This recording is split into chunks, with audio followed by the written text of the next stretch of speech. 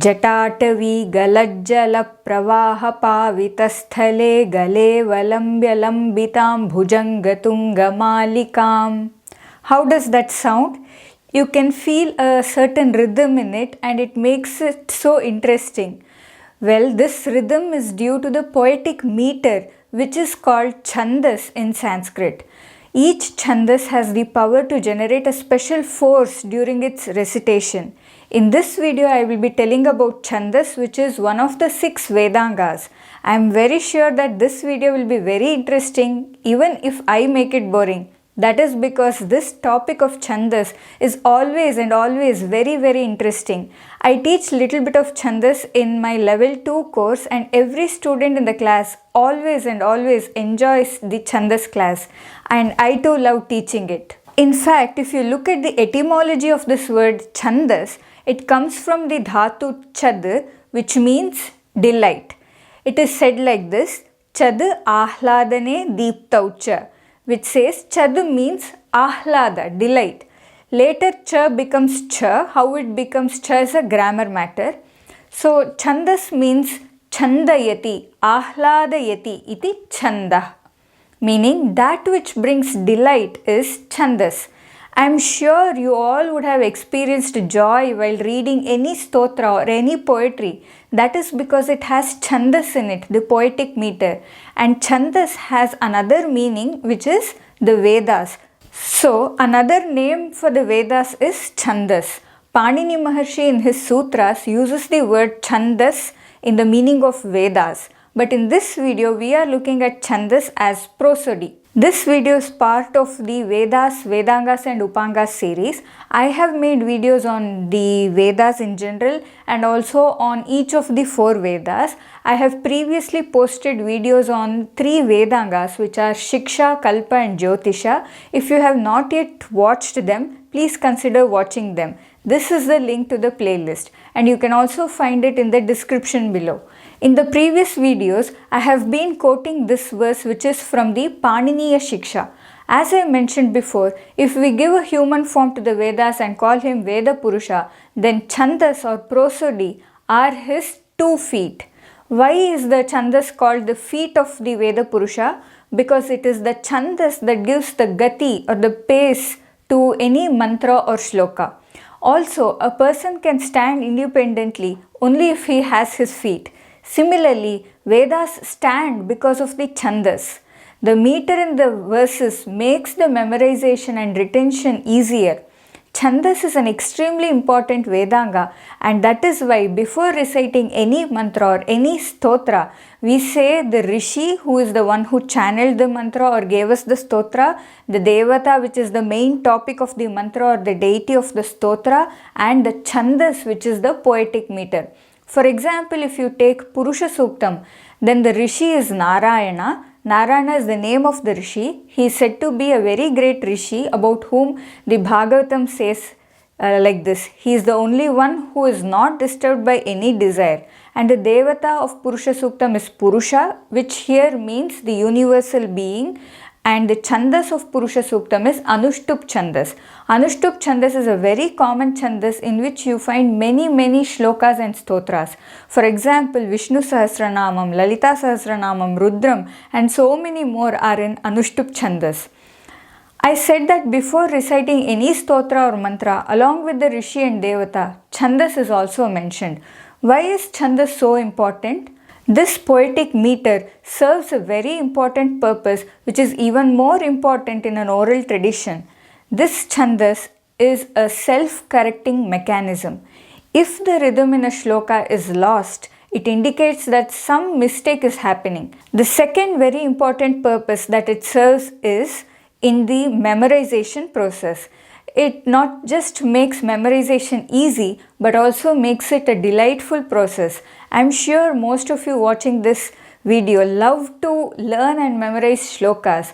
Why do you enjoy memorizing them? Apart from your devotion to the deity being the reason, you enjoy reciting it in a particular rhythm, and that is possible because of the Chandas. The third and the very obvious use of Chandas, as the name itself suggests, is to bring joy and delight. Everyone gets enchanted when they listen to stotras and mantras or any poetry set to a particular meter. There is a very interesting story that is given in a commentary named Pingala Pradipa. The story goes like this. Sheshanaga, the king of serpents, who constantly carries the earth on his head, once thought, I must go on earth and see how much load I am actually carrying. I must measure the earth. So he came on the earth, but his all-time enemy, the Garuda, spotted him and immediately attacked him and was about to kill him. At that moment, Sheshanaga told Garuda, I have a last wish, kindly fulfill it. Garuda asked, what is your last wish? Sheshanaga said, I have the precious knowledge of Chandas and I want to pass it on to you before I die. Will you please learn it from me? Garuda agreed and Sheshanaga started teaching him Chandas. This was happening on the seashore. Garuda was enjoying the various rhythms and tunes and this whole knowledge of Chandas. Now Sheshanaga is teaching a poetic meter called Bhujanga Prayatam. While teaching this Chandas, Sheshanaga recites this poetic composition which is set in the Bhujanga Prayatam meter. It goes like this. Harer Nama Saukhyam, Harer Nama Mukhyam, Harer Nama Jayam, Harer Nama Japyam, Harer Nama Chitva, Harer Nama Gitva, Bhujanga Prayatam, Bhujanga Prayatam, Bhujanga Prayatam, Bhujanga Prayatam. Listening to this beautiful meter and its rhythm, Garuda is totally enchanted, and at this time Sheshanaga slips into the ocean. When Garuda notices this, he shouts, you cheated me. Sheshanaga says, but I told you not once but 4 times, Bhujanga Prayatam, which means the snake is leaving. The very famous Subramanya Bhujanga composed by Sri Adi Shankaracharya is also in this same Chandas Bhujanga Prayatam. One of the shlokas from the Bhujanga Prayatam is very popular. This is the shloka. Since it is in the same meter, I can sing it in the same tune in which I sang the previous shloka. I can recite it like this. Mayuradhirudham mahavakya gudham manoharideham mahachittageham mahidevadevam mahaveda bhavam mahadeva balam bhaje lokapalam. This is one of the uses of Chandas that I found for myself. I have some favorite tunes set for some shlokas, and when I get a new shloka in the same Chandas, I put the same tune. But it's not compulsory that you have to use the same tune for all shlokas composed in a particular Chandas.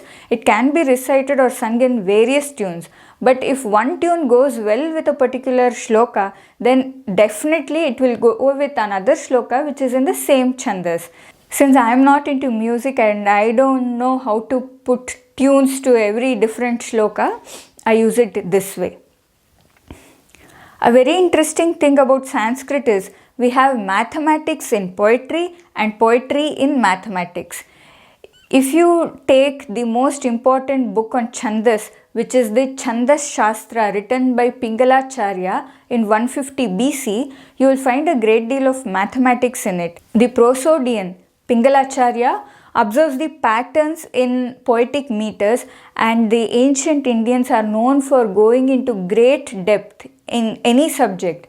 Pingalacharya went so deep into the subject of Chandas that his work contains binary number calculations, combinatorics, permutations and combinations.